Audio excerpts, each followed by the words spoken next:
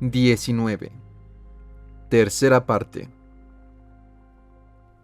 Creo Reinició su relato el vampiro.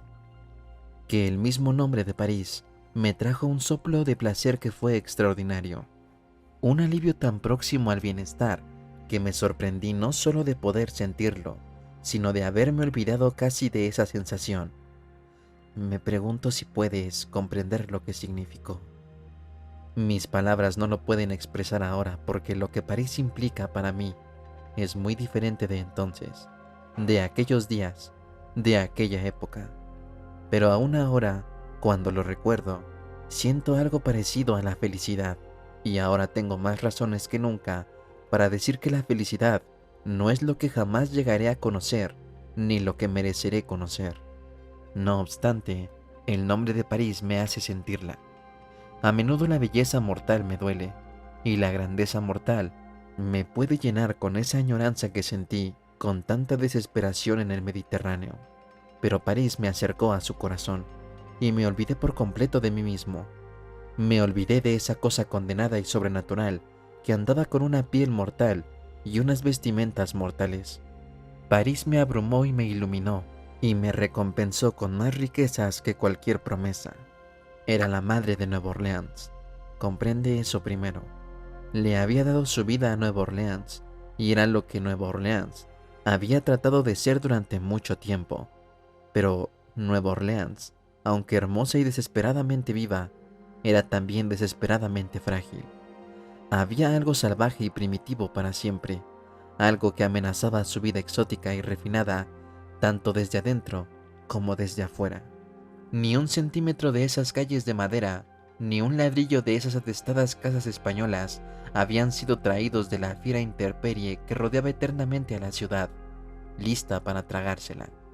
Los huracanes, las inundaciones, las fiebres, la plaga y los pantanos de Luisiana trabajaban incesantes en cada tabla martillada, en cada fachada de piedra, de modo que Nueva Orleans siempre parecía como un sueño en la imaginación de su populacho ansioso, un sueño mantenido intacto por una voluntad colectiva y tenaz, aunque inconsciente. Pero París era en sí misma una totalidad, pulida y moldeada por la historia. Así parecía en aquella época de Napoleón III, con los edificios con sus torres, sus imponentes catedrales, sus grandes avenidas y sus antiguas callejuelas medievales, tan vasta e indestructible como la misma naturaleza. Ella todo lo abarcaba. Su población volátil y encantada llenaba las galerías, los teatros, los cafés, dando vida una y otra vez al genio y la santidad, la filosofía y la guerra, la frivolidad y el arte más bello. De modo que parecía que todo el mundo fuera de ella estuviera a punto de hundirse en la oscuridad, y todo lo que era hermoso y esencial podía llegar allí a dar su mejor fruto. Incluso los árboles majestuosos que agraciaban y protegían sus calles estaban a tono con ella, y las aguas del Sena, contenidas y hermosas mientras pasaban por su corazón. Y la tierra en ese lugar, tan formada por la sangre y la conciencia, parecía haber dejado de ser la tierra y haberse convertido en París. Nuevamente estábamos con vida, estábamos enamorados, y tan eufórico estaba yo, después de esas noches sin esperanza, vagabundeando por el este de Europa, que me entregué por completo cuando Claudia nos instaló en el Hotel San Gabriel, en el Boulevard des Capucines. Se decía que era uno de los hoteles más grandes de Europa. Sus habitaciones inmensas empequeñecían el recuerdo de nuestra vieja casona, pero al mismo tiempo lo invocaban con un agradable esplendor. Íbamos a tener una de las mejores suites. Nuestras ventanas daban al bulevar iluminado con lámparas de gas, y allí, a primera hora del atardecer, las aceras se llenaban de paseantes y una hilera interminable de carruajes pasaban llevando a damas lujosamente ataviadas junto a sus caballeros, camino de la ópera, o la ópera cómique, los teatros, las fiestas y las recepciones infinitas de las Tullerías. Claudia dio sus razones para ese gasto de un modo amable y lógico. pero pude darme cuenta de que se impacientaba teniendo que pedir todo por mi intermedio. Le era irritante. Dijo que el hotel nos permitiría una libertad completa. Nuestros hábitos nocturnos pasarían inadvertidos con la continua afluencia de turistas europeos. Nuestras habitaciones serían mantenidas inmaculadas por un equipo anónimo, mientras que el elevadísimo precio que pagábamos nos garantizaría la intimidad y la seguridad. Pero había algo más en sus palabras. Había un propósito frenético en sus compras. Este es mi mundo, me explicó, sentada en una sillita de terciopelo delante del gran balcón y contemplando la larga fila de carruajes que se detenían a la puerta del hotel. Debo tenerlos según mis deseos, dijo, como hablando consigo misma. Y entonces arreglamos las habitaciones como a ella le gustaba, con un llamativo empapelado rosa y dorado en las paredes, y abundancia de damasco, y de muebles aterciopelados, cojines en los estantes de mármol de la chimenea y en las mesas que llenaban la alcoba cortinada de su cuarto, reflejándose de forma interminable en los espejos. Y, por último, llenó las altas ventanas con un verdadero jardín de camelias y helechos. Extraño las flores, es lo que más extraño, murmuró, y las buscó incluso en las pinturas que comprábamos en las tiendas y galerías, unas telas magníficas como yo jamás había visto en Nueva Orleans. Desde los clásicos ramos que parecían tener vida y que te tentaban a tocar sus pétalos, que caían sobre un mantel tridimensional, hasta un estilo nuevo y perturbador, en el cual los colores parecían irradiar tal intensidad que destruían las líneas antiguas, la vieja solidez, para lograr una visión como cuando estoy en el estado más próximo al delirio, y las flores crecen ante mis ojos y se deshacen como las llamas de una lámpara. París inundaba aquellas habitaciones. Allí me encontré en mi propia casa, una vez más abandonándome a sueños de una simplicidad etérea, porque el aire era dulce como el aire de nuestro patio en la Rue Royale, y todo estaba vivo con una sorprendente profusión de luz de gas, que llegaba incluso a los altos techos ornamentados y le sacaba todas las sombras. La luz corría por los adornos dorados, chispeaba en los candelabros, la oscuridad no existía, los vampiros no existían. Aunque estaba empeñado en mi búsqueda, era agradable pensar que, durante una hora, padre e hija subían al cabriolé y dejaban ese lujo civilizado, únicamente para pasear por las riberas del Sena, pasar el puente del barrio latino y vagabundear por esas calles más angostas, más oscuras, a la búsqueda de historia y no de víctimas. Luego retornábamos al reloj palpitante y a los morillos de latón y a las cartas de azar sobre la mesa, libros de poetas, el programa de una obra de teatro y, alrededor de todo, el zumbido suave del gran hotel, los distantes violines, una mujer que hablaba con una voz rápida y animada por encima del sonido de un cepillo de pelo, y un hombre, allá arriba, en el piso más alto, repetía una y otra vez al aire nocturno: comprendo, estoy empezando a comprender, estoy empezando a comprender. ¿Te gusta de este modo?, preguntó Claudia, quizá para hacerme saber que no se había olvidado de mí porque ahora pasase las horas en silencio. No se hablaba más de vampiros. Pero algo estaba mal. No se trataba de la antigua serenidad, el ánimo pensativo que es el recogimiento. Era una meditación intranquila, una insatisfacción latente, y aunque desaparecía de sus ojos cuando yo la llamaba o le contestaba, la furia parecía acumularse muy cerca de la superficie. «Oh, tú sabes cómo me gustaría», le contesté, persistiendo en el mito de mi propia voluntad. Alguna bujardilla cerca de la Sorbona, lo bastante cerca del alboroto de la Rue Saint-Michel, lo suficientemente distante. Pero fundamentalmente me gusta esto, que te gusta a ti. Pude ver que se crispaba mirando por encima de mí, como diciendo: no tienes remedio, no te me acerques demasiado, no me preguntes lo que yo te pregunto. ¿Estás contento? Mis recuerdos son demasiado claros, demasiado agudos. Las cosas deberían gastarse en los bordes y lo irresoluto debería suavizarse. De ese modo, hay escenas tan cerca de mi corazón como fotos en un marco. Sin embargo, son retratos monstruosos que ningún artista ni ninguna cámara jamás lograrán. Y, una y otra vez, Veo a Claudia al borde del piano, la última noche en que Lestat tocaba, preparándose a morir, y la cara de Claudia cuando él la provocaba. Esa contorsión que de inmediato se convertía en una máscara.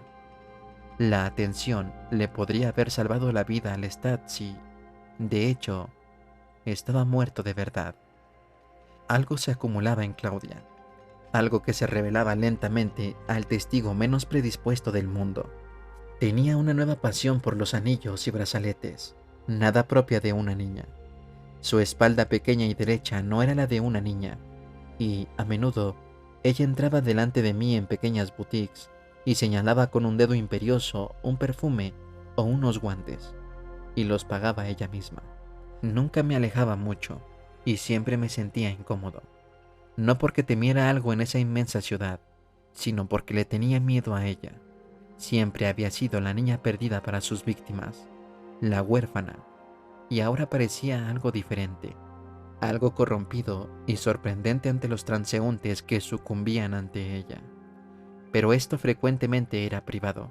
Yo me quedaba una hora rastreando alrededor de la esculpida mole de Notre Dame, o sentado en el carruaje junto al parque.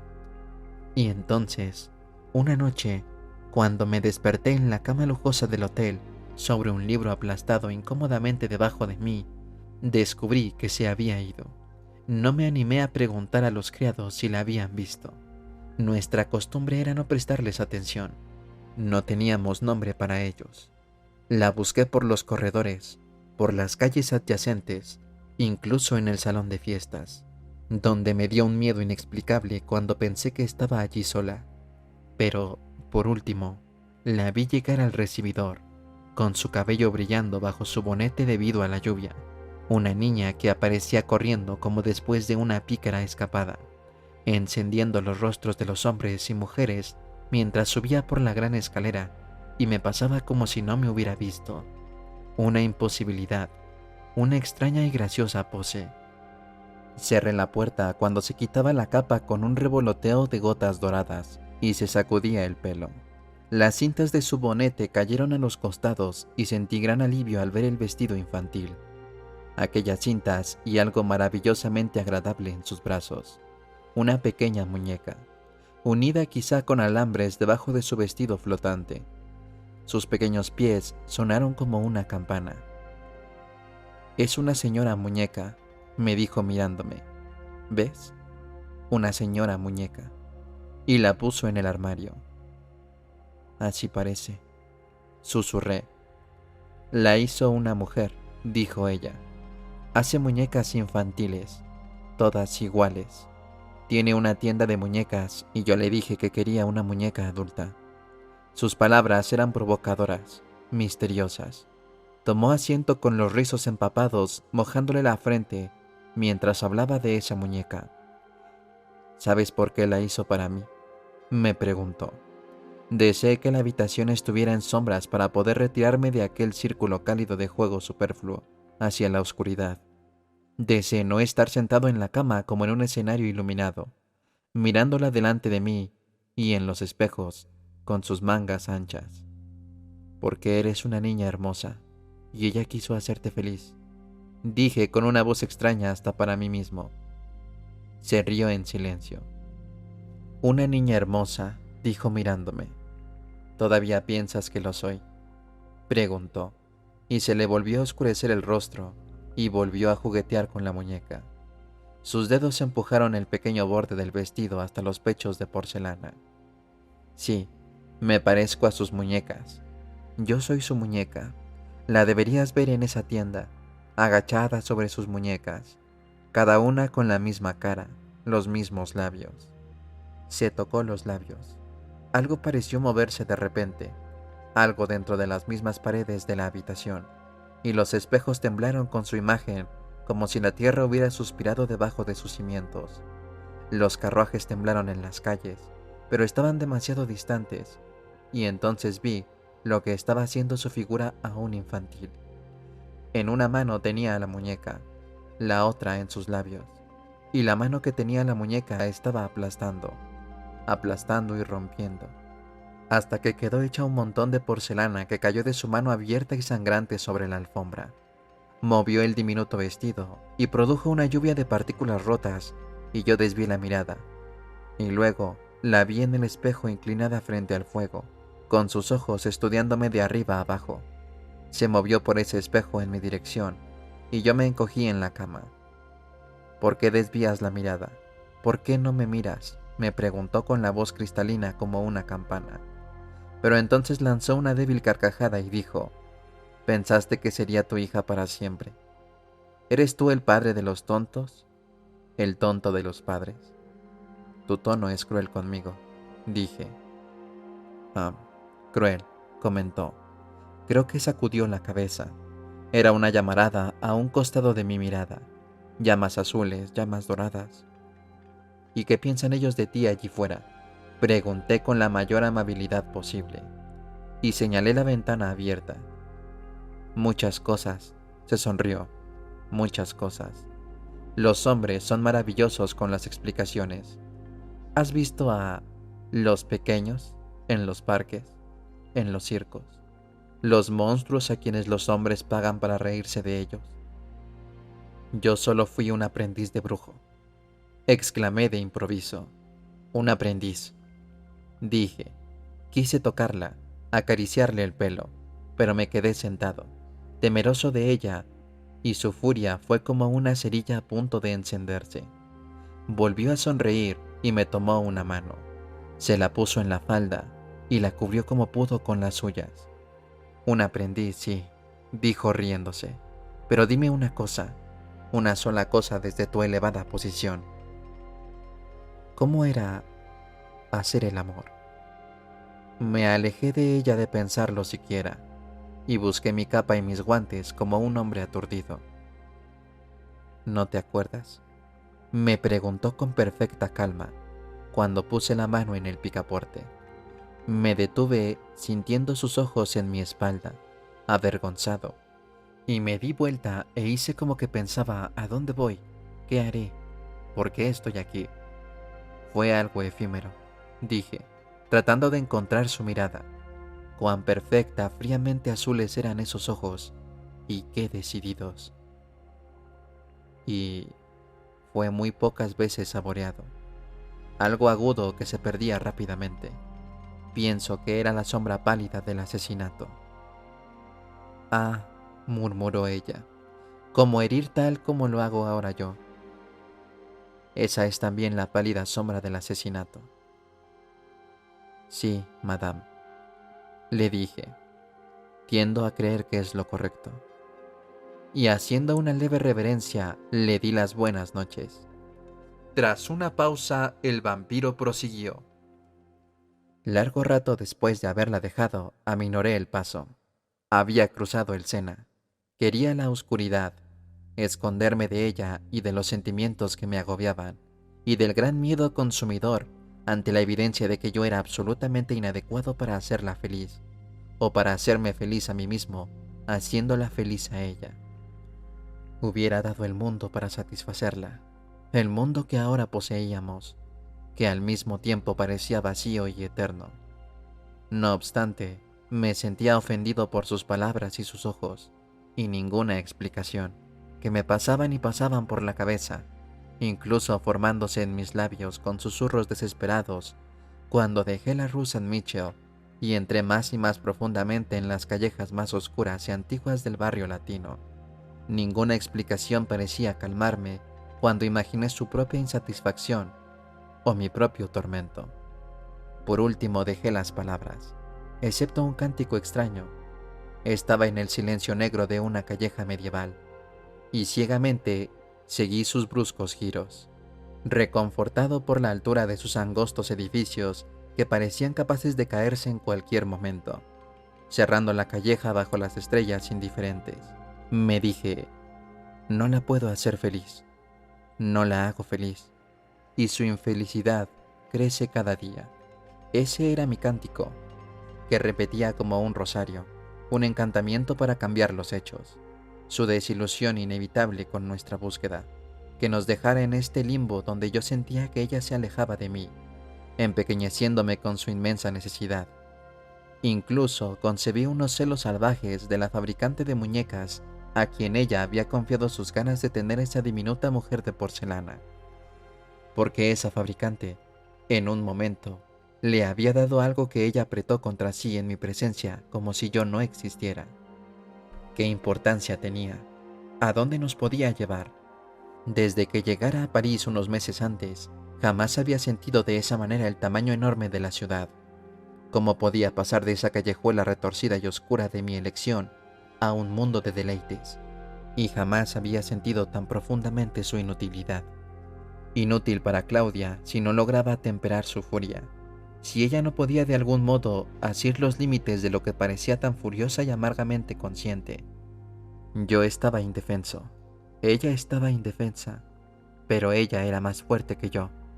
Y yo sabía, había sabido incluso en el momento en que me alejé de ella en el hotel, que detrás de sus ojos había un amor continuo por mí. Y mareado, cansado y ahora perdido advertí, con los sentidos inextinguibles del vampiro, que alguien me seguía. Mi primer pensamiento fue irracional. Ella había salido detrás de mí, y más avispada que yo, me había seguido a gran distancia, pero con tanta seguridad como se me ocurriera eso, se me presentó otra idea. Una idea bastante cruel a la luz de todo lo que había pasado entre nosotros. Los pasos eran demasiado pesados para ser de ella. Simplemente se trataba de un mortal que caminaba por el mismo callejón, que caminaba ignorante hacia la muerte. Entonces proseguí mi camino, casi dispuesto a caer en mi propio dolor, porque me lo merecía. Cuando mi mente me dijo, eres un tonto, escucha. Y se me ocurrió que esos pasos, haciendo eco a gran distancia allá atrás de mí, sonaban al mismo tiempo que los míos. Una casualidad, porque si eran mortales, estaban lejos del oído mortal. Pero cuando me detuve para considerar eso, se detuvieron, y entonces me di vuelta diciendo, Luis, te engañas a ti mismo. Y volví a empezar. Ellos también lo hicieron. Paso con paso, hasta cuando aumenté la velocidad, y entonces ocurrió algo innegable, notable. En garde, como estaba con los pasos que me seguían, tropecé en unas piedras y caí sobre la pared, y, detrás de mí, aquellos pasos hicieron un eco perfecto del súbito ritmo de mi caída. Me quedé atónito, y en un estado de alarma superior al miedo. A mi derecha e izquierda, la calle estaba a oscuras. Ni siquiera una luz mortecina brillaba en la ventana de alguna bujardilla, y la única seguridad que tenía era la gran distancia que me separaba de esos pasos, y la garantía de que no eran humanos. No supe qué hacer. Sentí el deseo casi irresistible de llamar a ese ser y darle la bienvenida, hacer saber lo más rápida y completamente posible que lo esperaba, que lo había buscado, que lo enfrentaría. Pero tuve miedo. Lo que me pareció sensato fue seguir caminando, esperar a que se aproximara, y cuando lo hice, volvió a imitar mis pasos, y la distancia siguió siendo la misma. Aumentó mi tensión, y la oscuridad a mi alrededor se hizo cada vez más amenazante. Me pregunté una y otra vez, midiendo aquellos pasos, ¿por qué me sigues? ¿Por qué me haces saber que estás allí? Entonces doblé una esquina, y un rayo de luz apareció delante de mí en la siguiente calle. Esta subía en cuesta, y avancé muy lentamente. El corazón me aturdía los oídos, renuente a mostrarme en esa luz. Y cuando vacilé, de hecho me detuve. Justo antes de la curva siguiente, algo resonó encima como si el techo de la casa se hubiera derrumbado. Salté hacia atrás justo a tiempo de evitar que una carga de piedras cayera sobre mí. Todo quedó en silencio. Miré las piedras escuchando, esperando. Y entonces, lentamente, di la vuelta hacia la luz para ver, debajo de la lámpara de gas, la figura inequívoca de un vampiro. Era de una enorme estatura, aunque tan delgado como yo. Su rostro largo y blanco brillaba bajo la luz. Sus ojos negros y grandes me miraban con lo que me pareció una franca curiosidad. Tenía la pierna izquierda ligeramente doblada, como si se hubiera quedado petrificado en medio de un paso.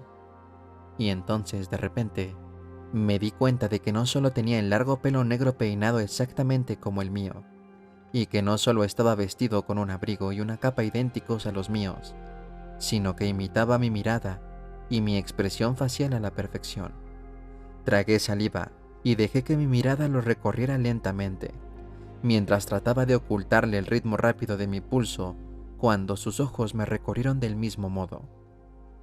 Y cuando lo vi parpadear, me percaté de que yo acababa de parpadear. Y cuando abrí los brazos y los crucé lentamente sobre mi pecho, él hizo lo mismo. Era una locura, peor que una locura, porque cuando apenas moví los labios, él también lo hizo. Y encontré muertas las palabras, y no pude encontrar otras para decirle que se detuviera. Y entre tanto, seguían fijos allí esa estatura desmesurada, esos negros ojos agudos, y esa atención poderosa que sin duda era una burla perfecta, pero de cualquier manera clavada en mí. Él era el vampiro. Yo parecía el espejo. Muy hábil, le dije, breve y desesperadamente. Y por supuesto, él repitió la palabra con tanta rapidez como yo la había dicho. Y furioso como estaba, más por eso que por cualquier otra cosa, me esforcé por mostrar una lenta sonrisa que desafió el sudor que me había aparecido en cada poro y el temblor violento de mis piernas. Él también sonrió, pero sus ojos tenían una ferocidad animal, diferente de la mía, y la sonrisa era siniestra en su pura casualidad mecánica. Di un paso adelante y él hizo lo mismo, y cuando me detuve, él también lo hizo. Pero entonces, lentamente, muy lentamente, levantó el brazo derecho, aunque el mío seguía inmóvil, y crispando el puño, se golpeó el pecho imitando el ritmo de mi corazón. Lanzó una carcajada, echó la cabeza hacia atrás mostrando sus dientes caninos, y la risa pareció llenar el callejón. Lo detesté, por completo. ¿Quieres molestarme?, pregunté, solo para escuchar mis propias palabras repetidas. Payaso, grité, bufón. Esas palabras lo detuvieron, se desvanecieron en sus labios cuando las estaba diciendo, y el rostro se le congestionó. Lo que entonces hice fue puro impulso. Le di la espalda y empecé a alejarme, quizá para obligarlo a seguirme y preguntarme quién era. Pero en un movimiento tan rápido que no me fue posible verlo, volvió a ponerse delante de mí como si se hubiera materializado allí. Le volví a dar la espalda solo para volver a enfrentarme con él bajo el farol, y el movimiento de su pelo fue la única indicación de que se había movido. Te he estado buscando. He venido a París a buscarte. Me obligué a pronunciar esas palabras, y vi que sus modales y su cuerpo recuperaban su auténtico ser, y extendió una mano como para pedir la mía, pero, de repente, me empujó hacia atrás haciéndome perder el equilibrio. Pude sentir la camisa empapada y pegada al cuerpo cuando me enderecé con una mano tiznada, porque me había apoyado en la pared húmeda. Cuando me di la vuelta para enfrentarme a él, me arrojó al suelo. Ojalá pudiera describirte su fortaleza. Si yo te atacara, sabrías lo que es recibir el golpe de un brazo al que ni siquiera ves moverse. Pero algo en mi interior me dijo, muéstrale tu propio poder, y me puse de pie de un salto y me abalancé contra él con los dos brazos extendidos. Le pegué a la noche vacía girando debajo de ese farol, y me quedé mirando a mi alrededor, solitario y hecho un perfecto idiota. Esto era una prueba de alguna clase, lo supe entonces, aunque conscientemente fijé mi atención en la calleja oscura, en el vacío de los portales, en cualquier sitio donde pudiera haberse escondido. Yo no tenía la menor gana de pasar esa prueba, pero no vi ninguna escapatoria. Estaba pensando alguna manera de dejar en claro desdeñosamente ese punto cuando de pronto volvió a aparecer. Me agarró, me hizo girar y me arrojó en el empedrado donde antes había caído. Sentí sus botas en mis costillas. Enfurecido, le agarré un pie y apenas pude creerlo cuando sentí la tela y los huesos. Cayó contra la pétrea pared y dejó escapar un rugido de furia irrefrenable. Lo que entonces sucedió fue pura confusión. Me aferré a esa pierna aunque la bota trataba de patearme, y en un momento, después de haberme atropellado y haber liberado su pierna, me sentí lanzado al aire por dos manos fortísimas. Bien me puedo imaginar lo que podría haber pasado. Me habría arrojado a varios metros de distancia porque tenía una fuerza suficiente para ello, y golpeado, severamente castigado, yo podría haber quedado inconsciente. Me perturbó mucho el hecho de que en la pelea no pude saber si podía perder el sentido o no, pero eso nunca se puso a prueba, porque aunque yo estaba confundido, estuve seguro de que alguien se nos había interpuesto, alguien que peleaba con gran fortaleza y que le hizo desprenderse de mí. Cuando levanté la mirada, estaba en la calle y vi dos figuras solo por un instante, como el contorno parpadeante de una imagen después de haber cerrado los ojos. Solo vi un revoloteo de vestimentas, una bota que golpeó las piedras y la noche quedó vacía. Me senté jadeante, con la cara empapada de sudor, mirando a mi alrededor y luego arriba, a la angosta cinta del cielo desfallecido. Una sola figura, porque mis ojos se concentraron de forma total en ella. Salió de la oscuridad del muro.